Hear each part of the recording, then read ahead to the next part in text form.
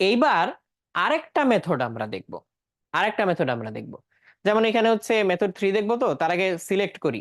মনে করো পূর্ণ চৌবাচ্চা অর্ধেক খালি করা, এইটা আমরা করতে চাই। পূর্ণ চৌবাচ্চা অর্ধেক খালি করা, এটা আমরা মেথড 3 তে করতে চাই। এইটাকে কপি করে নিলাম, এইটাকে কপি করে আমি হচ্ছে এই দুইটার নিচে নিয়ে যাই। এই, তো এখন আমরা মেথড 3 দেখব। যে মেথডটা করতে চাচ্ছি সেটা হচ্ছে ইন্টিগ্রেশন মেথড। তাহলে পূর্ণ চৌবাচ্চার অর্ধেক খালি করতে হবে। তাহলে আমার এখানে হচ্ছে এগুলা এখন আপাতত লাগবে না, লাগবে না, লাগবে না। তো এখন আমরা কিভাবে চিন্তা করব দেখো। আমার পূর্ণ চৌবাচ্চার অর্ধেক খালি করতে হবে। আমি এখানে প্রথমে যে কোনো গভীরতায় একটা পাতলা ফালি চিন্তা করব, পাতলা একটা স্তর চিন্তা করব।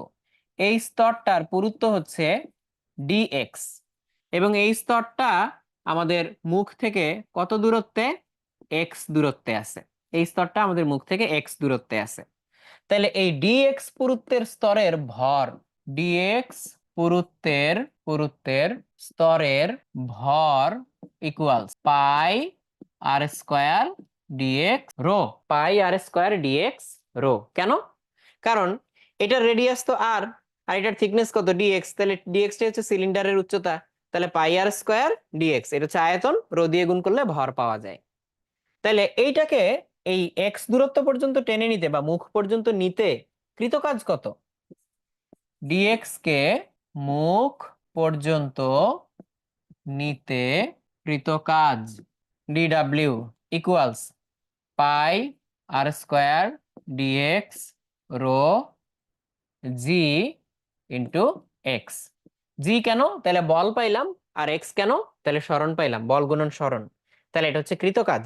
তাহলে এখন পূর্ণ চৌবাচ্চার অর্ধেক খালি করতে গেলে আমাকে কোন থেকে কোন পর্যন্ত যাইতে হবে? এইখান থেকে এই পর্যন্ত খালি করতে হবে। তো এইখানে এক্স এর ভ্যালু কত, আর এইখানে এক্স এর ভ্যালু কত? এইখানে হচ্ছে এক্স এর ভ্যালু 0, এইখানে হচ্ছে এক্স এর ভ্যালু h/2, তাই না? এখানে এক্স এর ভ্যালু এক্স। তাহলে একদম এটাকে এক্স কে কমাইতে কমাইতে কত বানানো যাবে? 0।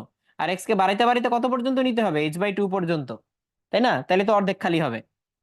তাহলে w ইকুয়ালস এক্স ইকুয়ালস 0 থেকে শুরু করে এক্স ইকুয়ালস h/2 পর্যন্ত পাই আর স্কয়ার রো জি এক্স ডিএক্স। তাহলে এটা হিসাব করলে দেখি কত আসে। তাহলে আমার যা যা কনস্ট্যান্ট বাইরে বের হয়ে আসবে, পাই কনস্ট্যান্ট, আর স্কয়ার কনস্ট্যান্ট, রো জি কনস্ট্যান্ট। এক্স কে ইন্টিগ্রেট করলে আমরা এক্স স্কয়ার বাই 2 পাই। সেইখানে আমি যদি হচ্ছে h/2 এবং 0 বসাই, মানে একবার h/2 বসাবো এক্স এর জায়গায় মাইনাস দিয়ে, আবার এক্স এর জায়গায় 0 বসাবো। তো এক্স এর জায়গায় 0 বসালে তো 0 হয়ে যায়, তো দরকার নাই।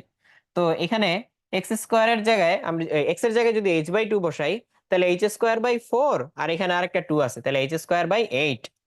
তাহলে আসতেছে হচ্ছে pi R square rho G H square divided by 8। তাহলে একটু দেখে আসি তো, পূর্ণ চৌবাচ্চা অর্ধেক খালি করা আমাদের অরিজিনাল মেথডে কত আসছিল? পূর্ণ চৌবাচ্চা অর্ধেক খালি করা অরিজিনাল মেথডে আসছিল pi R square rho G H square by 8। এখন কত আসছে? Pi R square rho G H square by 8। So আমরা তিনটা মেথড দেখলাম, তিনটা মেথড। সো তিনটা মেথডের যে কোনো একটাতেই তুমি সলভ করতে পারবা, তিনটা মেথডের যে কোনোটাতেই তুমি সলভ করতে পারবা।